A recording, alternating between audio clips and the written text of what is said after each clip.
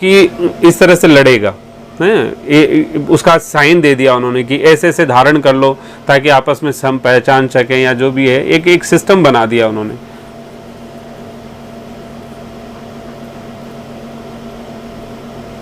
सिख इसका मतलब ना इससे सिंह निकले, मैं क्षत्रिय सिंह निकले। हाँ हाँ जी जी जी। वो एक देवी जी प्रश्न पूछ रही थी, वो ऑब्जेक्शन कर रही थी कि 26 साल का आदमी है, इसको क्या दर्द होगा। जरा लाइन पे हो तो बात करें।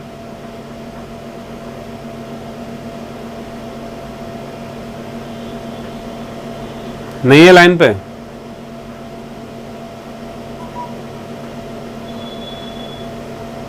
हाँ गुरुजी। हाँ, आप क्या कहना चाह रहे थे? वापस से अपना प्रश्न रिपीट कर दो जरा। मैं ये कह रही थी भाई सारे धर्म पत्नी के हैं, भाई पति के क्या खाना पीना खिलाना पिलाना ही है क्या, इसके अलावा और कोई धर्म नहीं है? कहने का मतलब ये है कि उसकी आवश्यकताओं की पूर्ति करना, मंगलसूत्र उसकी आवश्यकता है, हैं, जो एक श्रृंगार, जो सुहागन का श्रृंगार उसकी ज़रूरत है, वस्त्र उसकी मर्यादा के लिए ज़रूरत है, भूखे पेट को भोजन जरूरी है ना, उसके समाज में सुरक्षा व्यवस्था की एक ज़रूरी है। ये जितने इनिशियली जो रिक्वायरमेंट, बेसिक रिक्वायरमेंट है, वो उनकी धर्म में आता है। उसको सम्मान देना, यथोचित जो धर्म की नीति से उसको सारी बातें करना, यज्ञ अनुष्ठान हवन आदि में बिठाना, ये उसका एक सिस्टम है। लेकिन पत्नी कह दे कि मुझे लंदन घूम के आना है, पत्नी कह दे मुझे आज गोलगप्पा खाना है, पत्नी कह दे मुझे आज उस होटल में जाना है, ये उसका धर्म नहीं है। ठीक है, पहली बात तो पत्नी जो है, घूमना है तो फिर किसके साथ जाएंगे घूमने? जी जैसे मनोज है भाई आज घूमने चले बाहर, तो फिर हम किसके साथ जाएंगे घूमने? पहली बात तो आप जिस वर्ण व्यवस्था से बिलोंग करती हैं, आप शायद ब्राह्मण है ना? हाँ, हाँ जी, हाँ गुरुजी ब्राह्मण ही है। हाँ, तो ब्राह्मण का मन तो कभी चलायमान होता ही नहीं। ब्राह्मण का मन जो है कभी चलायमान नहीं होता। अब कोई जा रहा है उसको देख के हो जाए अपना मन। हाँ, तो उसका संग नहीं करना ऐसे है, उसका संग नहीं करना, ये दूषण है, कहना मतलब अवगुण है ये ब्राह्मण के लिए। इसलिए इन अवगुणों को तो छोड़ना ही पड़ेगा ब्राह्मण की वर्ण व्यवस्था को समझने के लिए। ब्राह्मण इतना कमजोर कब से? ब्राह्मण जो है वो समाज का मन कंट्रोल में करने का विज्ञान देता था। अब ब्राह्मण की ब्राह्मणी का मन कंट्रोल नहीं है तो ये तो बहुत बड़ी भारी समस्या हो गई ना। तो इसके बारे में पहला विचार करना पड़ेगा। दूसरी बात यह है कि आपने ये कहा 26 साल का आदमी है, इसको काय का दर्द हो गया। तो हम इस बात को ऐसा समझते हैं, ब्राह्मण, इसलिए आपको दृष्टांत में वैसा दे रहा हूँ। आपके यहाँ ब्राह्मणों में आपने कहा हमारे श्री सीताराम जी का मंदिर है, कहा ना आपने, गांव में श्री सीताराम जी का मंदिर है। तो आप ये देखो, श्री सीताराम जी के मंदिर में जब झूलों का उत्सव चलता है तो झूले झुलाए जाते हैं। क्या करते हैं? झूले भी झुलाते हैं। गर्मी में पंखा भी जला जाता है।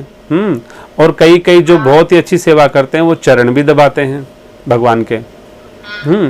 तो अब यहाँ किसी को कोई ये प्रश्न पूछ ले आपसे कि भगवान के काय का दर्द होगा जो आप चरण दबा रहे हो, हैं? कदाचित मान लो, लेकिन यदि कोई भगवान भी नहीं मान लो आपके सामने, तो उसको तो भगवान नहीं दिख रहे, वो कहते हैं साहब इस मूर्ति के काय का दर्द हो गया जो आप इसके पांव दबा रहे हो। वहां क्यों दबा रहे हो ये चीजें आप? नहीं, जैसे कि हम घर में रहते हैं तो हम ये भी कहते हैं भाई खाना परोस दूं क्या आपके लिए? तो अरे सुनो, नहीं, खाना परोसा रहा है। अरे खाना तो मेरे कहने का मतलब है खाना ब्राह्मणों के नहीं चलता है। ये जब से खाना घर में ब्राह्मणों के आया है तब से ही सत्यानाश हो गया समाज का। प्रसाद होता है वहाँ, हैं? तो प्रसाद पुरुष दो क्या? तो आप क्या कहना चाह रहे हैं, प्रसाद पुरुष दो, इसमें क्या हो गया? भाई इससे काम करवा रहा है, प्रसाद तो खुद ही परोस सकता है अपना, ये तो बना दी। हाँ, बढ़िया है, ये तो बहुत बढ़िया, में हम क्या करें? ये बहुत उन्नति है समाज की। अरे करना क्या है, पत्नी जो है पति के सामने बोलती नहीं है, जैसे पुत्र एक पिता के सामने नहीं बोलता, ये मर्यादा है, हैं? पिता के सामने पुत्र नहीं बोलता, एक मर्यादा है। पत्नी, क्योंकि पति परमेश्वर होता है कि नहीं, ऐसा सुना है कि नहीं आपने? सुना है। तो जब परमेश्वर है, ईश्वर ही है, उसके सामने बोलेंगे कैसे हम? उसके सामने नहीं बोल सकते, मर्यादा है एक अपनी है। और यदि आपका कोई भी संबंध है, मान लीजिए परमेश्वर के नाते, परमेश्वर से जैसा भी संबंध हो, लेकिन हर संबंध की एक मर्यादा है। यदि परमेश्वर को मित्र भी समझते हो तो परमेश्वर का ही आप भाव रखोगे कि हाँ, ये जो चाहता है वैसा ही होना चाहिए, मैं चाहती हूँ वैसा नहीं होना चाहिए। यानी कि परमेश्वर के लिए जिया जाता है, परमेश्वर को अपने लिए नहीं जिंदा रखना पड़ता है। एक छोटी सी बात है कि जिसको हम ईश्वर मानते हैं, जिसको हम परम ईश्वर मानते हैं, जिसको हम अपना आराध्य मानते हैं, उसके सामने मर्यादित तरीके से जीना और उठना पड़ता है। एक बात हमारे दृष्टांत श्री बड़ी विनोद की बात है, लेकिन यथार्थ बात भी है। श्री महाराज जी हमारे मलुकपीठ सरकार एक दृष्टांत बताते हैं, कई बार कथाओं में भी बताया उन्होंने, कि एक बार क्या हुआ कि एक रानी ने राजा से शिकायत कर दी। और राजा से शिकायत ये कर दी कि देखो जी, हमारे तो एक ही संतान है और आप विचार करना चाहिए, ऐसा करना चाहिए। तो राजा जी पंडित जी के पास जाए, महाराजा जी मुहूर्त निकाल दो गर्भाधान संस्कार का। अब पंडित जी के हिसाब मुहूर्त नहीं निकल रहा है, तो कई साल निकाल दिए, मुहूर्त निकला नहीं। तो नहीं निकला तो एक दिन रानी ने कह दिया कि पंडित जी के तो खूब सारे घूम रहे हैं और उन्होंने एक भी मुहूर्त हमारा निकाला नहीं अभी तक। ऐसे ही तो पंडित जी ने, जब राजा ने ये बात पंडित जी से कही, तो पंडित जी ने क्या कहा कि ठीक है, अभी आपको इसका रानी को बुला लो यहीं पे, क्योंकि भाई वैज्ञानिक होते थे, पंडित विद्वान होते थे।